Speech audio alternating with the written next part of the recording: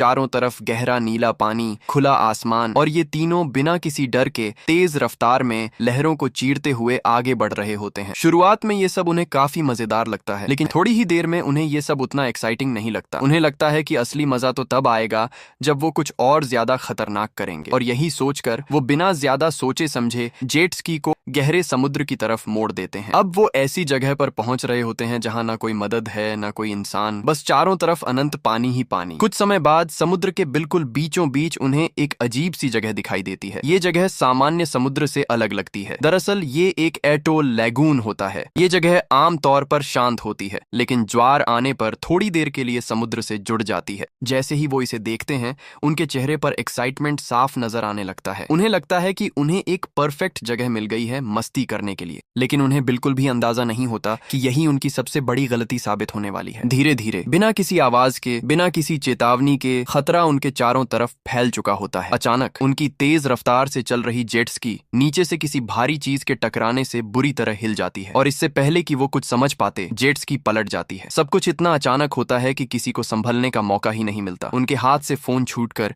सीधे पानी में गिर जाता है और गहराई में कहीं गायब हो जाता है। आवाज सुनकर ऐना घबरा जाती है और तुरंत उठकर देखने लगती है कि आखिर हुआ क्या है। लेकिन जब वो चारों तरफ नजर दौड़ाती है तो उसे सिर्फ एक जेट स्की दूर पानी पर तैरती हुई दिखाई देती है। बाकी सब कुछ अजीब तरह से शांत हो जाता है।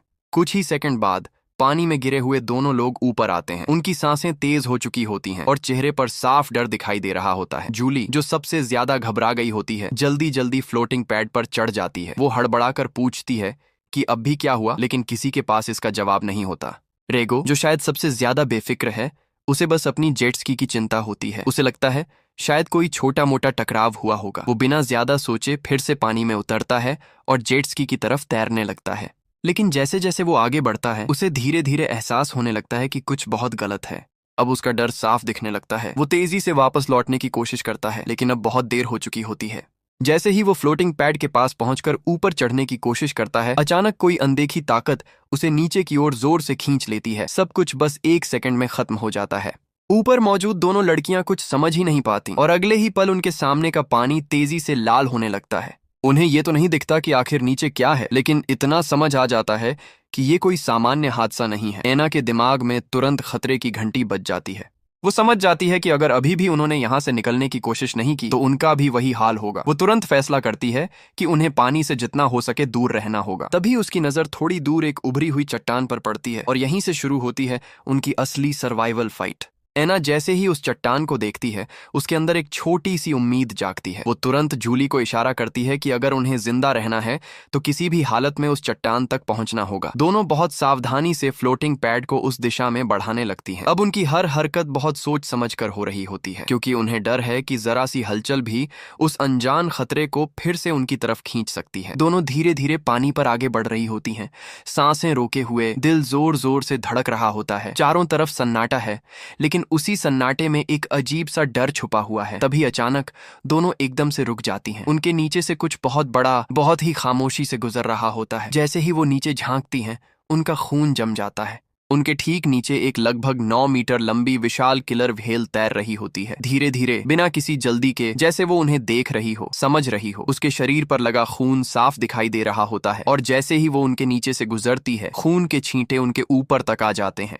अब दोनों के चेहरे पर सिर्फ डर नहीं बल्कि साफ मौत का एहसास नजर आता है। अब वो कोई रिस्क नहीं लेना चाहती। दोनों पूरी ताकत से चट्टान की तरफ पैड को धकेलने लगती हैं। इस बार वो धीरे नहीं बल्कि जितनी तेजी से हो सकता है उतनी तेजी से आगे बढ़ रही होती हैं। उन्हें लगता है कि अगर वो उस चट्टान तक पहुंच गईं तो शायद बच सकती हैं। लेकिन जैसे ही वो चट्टान के बिल्कुल पास पहुंचती हैं, तभी अचानक उनका फ्लोटिंग पैड रुक जाता है एक झटके में, और इससे पहले कि वो कुछ समझ पाएं, पैड पीछे की ओर खींचना शुरू हो जाता है।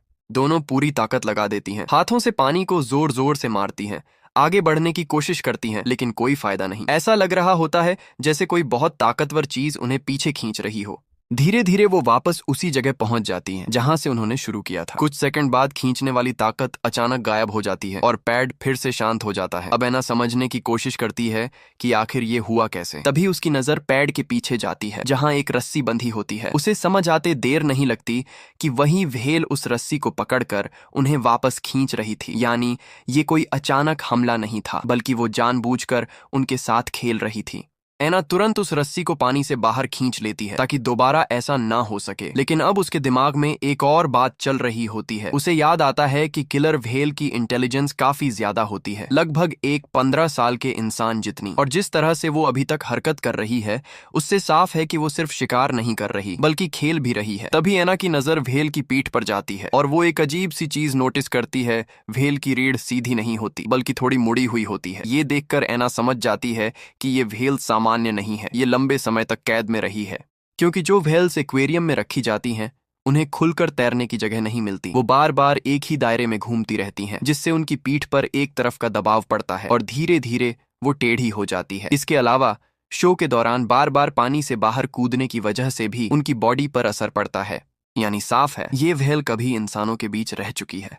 लेकिन असली सवाल ये है कि अब वो इतनी खतरनाक क्यों हो गई है। असल में ये व्हेल हाल ही में एक्वेरियम से छोड़ी गई थी। लंबे समय तक कैद में रहने की वजह से उसकी सेहत खराब हो गई थी और एक्वेरियम वालों को डर था कि कहीं वो मर ना जाए या कोई हादसा ना हो जाए, इसीलिए उन्होंने उसे वापस समुद्र में छोड़ दिया। लेकिन उन्होंने शायद ये नहीं सोचा था कि इतने सालों तक कैद में रहने के बाद वो अचानक खुले समुद्र में कैसे रिएक्ट करेगी। एना के दिमाग में ये सारी बातें तेजी से घूम रही होती हैं, लेकिन वो जानती है कि अभी इन सब के बारे में सोचने का वक्त नहीं है। सच्चाई ये है कि वो व्हेल उन्हें दुश्मन मान चुकी है और अगर वो ऐसे ही बैठे रहे तो वो एक एक करके उन्हें खत्म कर देगी। एना गहरी सांस लेती है, खुद को शांत करने की कोशिश करती है और फिर जूली की तरफ देखती है। वो उसे समझाती है कि अब उनके पास सिर्फ एक ही रास्ता है, किसी तरह उस चट्टान तक पहुंचना। वो लगातार उसे हिम्मत देती रहती है ताकि वो डर के कारण कुछ गलत फैसला ना ले। दोनों सही मौके का इंतजार कर रही होती हैं जब व्हेल उनके नीचे से हटे और उन्हें थोड़ा सा समय मिल जाए। लेकिन तभी जूली अचानक हिम्मत जुटाती है। उसके चेहरे पर डर साफ दिख रहा होता है, लेकिन फिर भी वो फैसला लेती है और अगले ही पल वो बिना कुछ कहे सीधे पानी में कूद जाती है। एना एक पल के लिए शॉक में रह जाती है। वो खुद डर के कारण वहीं रुक जाती है और जूली अकेली ही चट्टान की तरफ तैरने लगती है। जूली के अचानक पानी में कूदते ही सब कुछ और ज्यादा टेंशन से भर जाता है। एना अभी भी डर के कारण वहीं रुकी रहती है, लेकिन जूली अब पीछे मुड़कर देखने का रिस्क नहीं लेती। वो पूरी ताकत से चट्टान की तरफ तैरने लगती है। इस दौरान उसके बैग से सामान गिरकर पानी में फैलने लगता है, लेकिन उस वक्त उसे किसी चीज की परवाह नहीं होती। वहीं एना की नजर अचानक एक जरूरी चीज पर पड़ती है। उसके हियरिंग एड की बैटरी पानी में बहती जा रही होती है। वो तुरंत उसे पकड़ने के लिए आगे बढ़ती है, लेकिन तभी दूर से व्हेल फिर से उनकी तरफ आती हुई दिखती है। डर के कारण एना तुरंत बैटरी छोड़ देती है और वापस पैड पर चढ़ जाती है। इस बार व्हेल सीधे एना पर हमला नहीं करती, बल्कि उसका ध्यान जूली की तरफ चला जाता है जो पानी में तेजी से तैर रही होती है। जूली अब चट्टान के काफी करीब पहुंच चुकी होती है। उसे भी खतरे का एहसास हो चुका होता है, इसलिए वो बिना सोचे समझे चट्टान के किनारे पर चढ़ने की कोशिश करती है। पत्थर नुकीले होते हैं, उसके हाथ पैर छिल जाते हैं, लेकिन जान बचाने के डर में वो दर्द को नजरअंदाज कर देती है और किसी तरह ऊपर चढ़ जाती है। एना ये सब देखकर थोड़ी राहत की सांस लेती है, लेकिन खुद अभी भी वहीं फंसी होती है। वो तुरंत अपना बैग उठाकर जूली की तरफ फेंक देती है ताकि जरूरी सामान उसके पास पहुंच जाए, लेकिन इस जल्दीबाजी में एक गलती हो जाती है। फ्लोटिंग पैड से जुड़ी रस्सी फिर से पानी में गिर जाती है और दोनों इस बात पर ध्यान नहीं देती। चट्टान पर पहुंच चुकी जूली अब थोड़ा सोचने लगती है और उसे एक आइडिया आता है। वो एक पत्थर उठाती है और कहती है कि वो व्हेल का ध्यान अपनी तरफ खींचेगी ताकि एना को तैर कर यहाँ आने का मौका मिल सके। एना डर के बावजूद खुद को तैयार करने लगती है। वो अपने अंदर हिम्मत जुटाती है, खुद को समझाती है कि अब या तो जान बचानी है या सब खत्म हो जाएगा। लेकिन जैसे ही वो कूदने के लिए खुद को तैयार करती है, तभी उसके पीछे से अजीब सी आवाज आती है, जैसे कुछ घिसट रहा हो। उसे अचानक कुछ याद आता है और वो घबरा कर पीछे मुड़ती है। वो देखती है कि पानी में पड़ी रस्सी एकदम सीधी खींच गई है, जैसे किसी ने उसे पकड़ लिया हो। अगले ही पल फ्लोटिंग पैड तेजी से हवा छोड़ने लगता है और धीरे धीरे बैठने लगता है। अब एना के पास कोई विकल्प नहीं बचता, या तो वो वहीं रहे और डूब जाए या फिर पानी में कूदकर अपनी किस्मत आजमाए। आखिरकार वो हिम्मत जुटाती है और पानी में कूद जाती है। जैसे ही वो पानी में उतरती है, वो पूरी ताकत से तैरना शुरू कर देती है। उसके अंदर डर तो बहुत होता है, लेकिन अब उसके पास रुकने का कोई ऑप्शन नहीं है। हर सेकंड उसे लगता है कि नीचे से वो व्हेल उसे पकड़ लेगी, लेकिन फिर भी वो रुकती नहीं। काफी कोशिशों के बाद आखिरकार वो चट्टान तक पहुंच ही जाती है। जैसे ही वो ऊपर चढ़ती है, दोनों कुछ देर के लिए वहीं बैठ जाती हैं, थकी हुई, डरी हुई, लेकिन जिंदा। अब थोड़ी राहत मिलने पर वो अपनी हालत चेक करती है। जूली की जांघ बुरी तरह कट चुकी होती है, शायद चट्टान पर चढ़ते वक्त लगी थी। एना तुरंत अपनी जैकेट उतारती है और पत्थर की मदद से उसे फाड़कर पट्टी बना देती है। वो आधा कपड़ा जूली के घाव पर बांधती है और बाकी से अपने पैर का जख्म कवर करती है, क्योंकि कूदते वक्त उसका पैर भी किसी तेज चीज से कट गया होता है। दोनों किसी तरह अपने घावों को संभालती हैं और फिर थोड़ी देर बाद बैठकर सोचने लगती हैं। अब धीरे धीरे उन्हें पूरी सिचुएशन समझ आने लगती है। वो अंदाजा लगाती हैं कि शायद वो व्हेल गलती से ज्वार के समय इस लैगून में आ गई होगी और जब पानी वापस नीचे गया तो वो यहीं फंस गई, यानी उसके लिए ये जगह अब एक कैद बन चुकी है, बिल्कुल वैसे ही जैसे पहले एक्वेरियम था। और शायद इसी वजह से वो इतना आक्रामक हो गई है। वो किसी को भी इस कैद में घुसते हुए देखती है तो उसे दुश्मन समझती है और हमला कर देती है। ये समझते ही दोनों के चेहरे पर निराशा साफ दिखने लगती है। अब उनके पास ना कोई जेट स्की बची है, ना कोई रास्ता और ना ही कोई मदद। उन्हें सिर्फ एक ही उम्मीद बचती है कि कोई यहाँ से गुजरे और उन्हें देख ले। एना तुरंत बैग खोलकर सामान चेक करती है, लेकिन उसमें सिर्फ एक च्यूइंग गम और एक छोटा सा डिब्बा ही बचा होता है। बाकी सब पानी में खो चुका होता है। अब मजबूरी में दोनों वही च्यूइंग गम शेयर करती हैं। शायद यही उनका आज का खाना होता है। इसी बीच जूली को एक प्लास्टिक बैग मिलता है। उसे एक आइडिया आता है। वो उसमें हवा भरकर उसे बंद कर देती है। उसका प्लान होता है कि धूप की गर्मी से अंदर की नमी पानी की बूंदों में बदल जाएगी, जिससे उन्हें थोड़ा पानी मिल सके। हालांकि ये बहुत कम होगा, लेकिन इस हालत में वही उनकी जान बचा सकता है। एना उसे देखकर कहती है, तू तो जीनियस है, लेकिन जूली बताती है कि इसके लिए उन्हें कम से कम 8-10 घंटे इंतजार करना पड़ेगा। अब दोनों के पास करने के लिए कुछ नहीं होता। वो चट्टान पर सिकुड़कर बैठ जाती है, अपनी ताकत बचाने की कोशिश करते हुए, और बस इंतजार करती हैं। धीरे धीरे वक्त बीतता है और देखते ही देखते शाम हो जाती है। तभी अचानक उन्हें दूर से किसी जहाज की आवाज सुनाई देती है। दोनों एकदम से खड़ी हो जाती हैं और पूरी ताकत से मदद के लिए चिल्लाने लगती हैं, लेकिन जहाज बहुत दूर होता है। उनकी आवाज वहां तक नहीं पहुंचती और वो बस बेबस होकर उसे दूर जाते हुए देखती रह जाती हैं। जहाज के दूर जाते ही दोनों के अंदर की आखिरी उम्मीद भी जैसे धीरे धीरे खत्म होने लगती है। कुछ देर पहले तक जो उम्मीद जगी थी वो अब फिर से टूट चुकी होती है। एना और जूली दोनों चुपचाप बैठ जाती हैं, थकी हुई, निराश और अंदर से पूरी तरह टूट चुकी। लेकिन तभी एना की नजर अचानक पानी में किसी चीज पर पड़ती है। वो ध्यान से देखती है और उसे समझ आता है कि वो एक इंसानी हाथ है जो लहरों के साथ बहता हुआ उनकी तरफ आ रहा है। ये नजारा इतना डरावना होता है कि दोनों कुछ सेकंड के लिए सन्न रह जाती हैं, लेकिन फिर उन्हें उस हाथ में बंधी हुई एक टॉर्च दिखाई देती है। अब चाहे डर कितना भी हो, ये टॉर्च उनके लिए बहुत काम की चीज हो सकती थी। दोनों हिम्मत जुटाती हैं, एक दूसरे का सहारा लेकर धीरे धीरे चट्टान के किनारे तक जाती हैं। उल्टी जैसा महसूस हो रहा होता है, लेकिन फिर भी वो किसी तरह उस हाथ से टॉर्च निकाल लेती हैं। अब कम से कम उनके पास एक ऐसी चीज है जिससे रात में अगर कोई पास से गुजरे तो वो सिग्नल दे सकती हैं। रात धीरे धीरे बीतती है, लेकिन कोई भी उनकी तरफ नहीं आता। थकान, डर और भूख तीनों मिलकर उन्हें तोड़ने लगते हैं। आखिरकार जब वो लगभग हार मानने ही वाली होती हैं, तब उन्हें याद आता है प्लास्टिक बैग। वो देखती हैं कि उसके अंदर थोड़ी थोड़ी पानी की बूंदें जमा हो गई हैं। दोनों बड़ी सावधानी से उन बूंदों को पीती हैं। उनके सूखे गले को थोड़ी राहत मिलती है, लेकिन ये पानी इतना कम होता है कि उनकी प्यास और कमजोरी को बस थोड़ा सा ही कम कर पाता है। इसी बीच एना को एक और बात याद आती है। कल उसने कुछ सीप देखी थी जो शायद खाने लायक हो सकती हैं। ये सोचकर वो एक बड़ा रिस्क लेने का फैसला करती है। वो धीरे धीरे पानी में उतरती है, हर सेकंड डरते हुए कि कहीं वो व्हेल फिर से ना आ जाए। जल्दी जल्दी वो कुछ सीप उठाती है और वापस चट्टान पर चढ़ जाती है। इस दौरान उसका माथा एक पत्थर से टकरा जाता है और हल्की चोट लग जाती है, लेकिन फिर भी वो किसी तरह खाना ले आती है। अब समस्या ये होती है कि उन सीप को खोला कैसे जाए। उनके पास कोई टूल नहीं होता। एना कुछ देर सोचती है और फिर मजबूरी में वो छोटा सा डिब्बा निकालती है। जैसे ही जूली उसे देखती है, वो तुरंत उसे रोकने की कोशिश करती है, क्योंकि वो कोई आम डिब्बा नहीं होता। वो एना के एक्स बॉयफ्रेंड की अस्थियों का डिब्बा होता है। यहीं से एना की जिंदगी की एक दर्दनाक सच्चाई सामने आती है।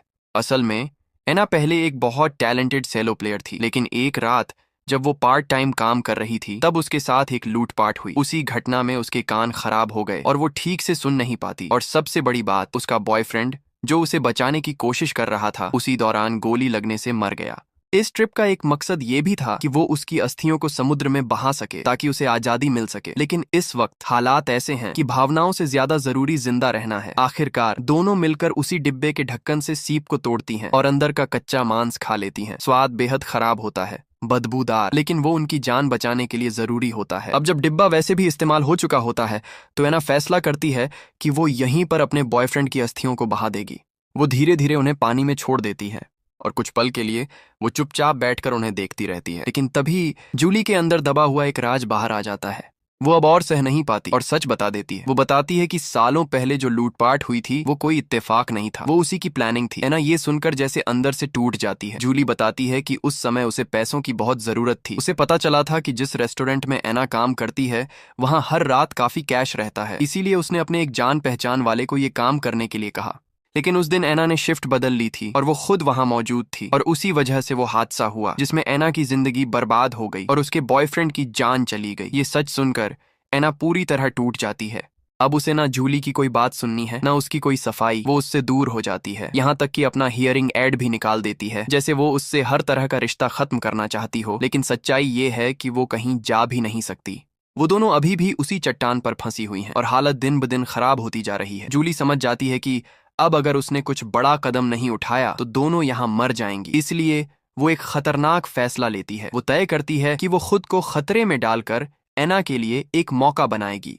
उसका प्लान होता है कि वो उस बीच किनारे की तरफ तैरेगी जहां से वो पहले इस लैगून में आई थी, और उसी दौरान एना को मौका मिलेगा कि वो भी पानी में कूदकर किसी दूसरी चट्टान तक पहुंच सके। ये एक तरह से उसकी जान की कीमत पर एना को बचाने की कोशिश होती है। धीरे धीरे बिना कुछ बोले जूली पानी में उतर जाती है। चारों तरफ सन्नाटा होता है, लेकिन उसे पता है कि वो व्हेल कहीं ना कहीं उसे देख रही है।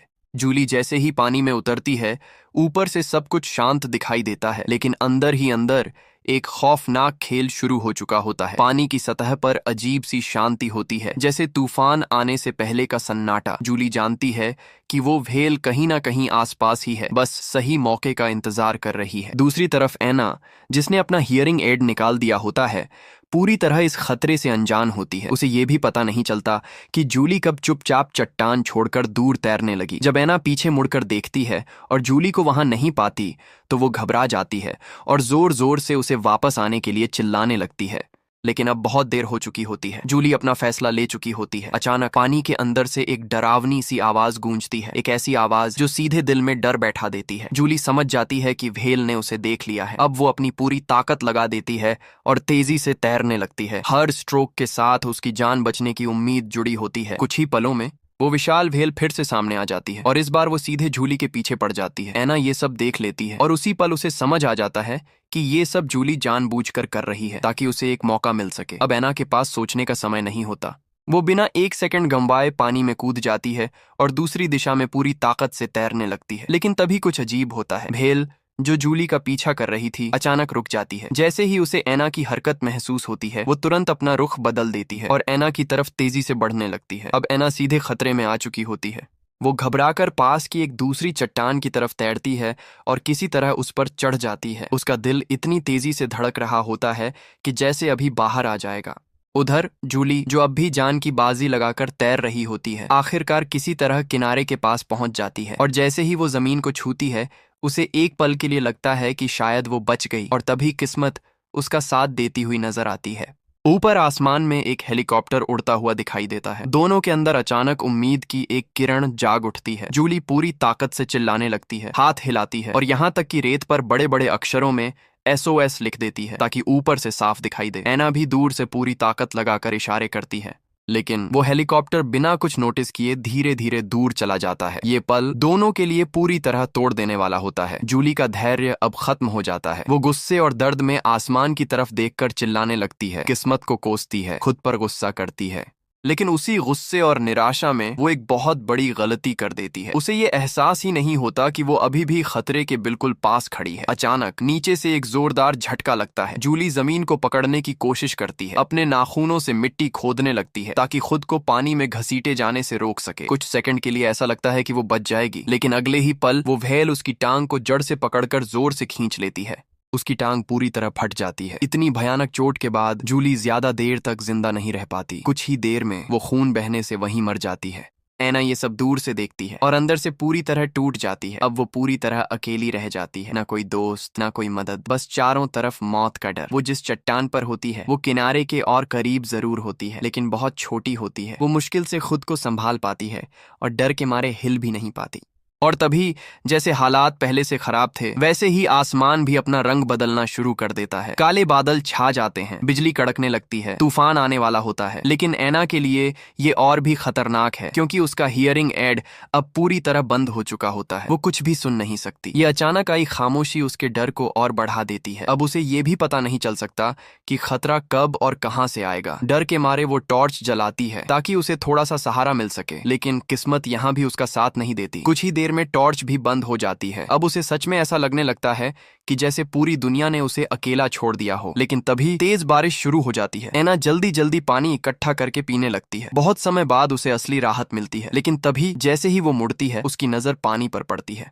वो व्हेल फिर से वहां होती है और इस बार वो बहुत पास होती है।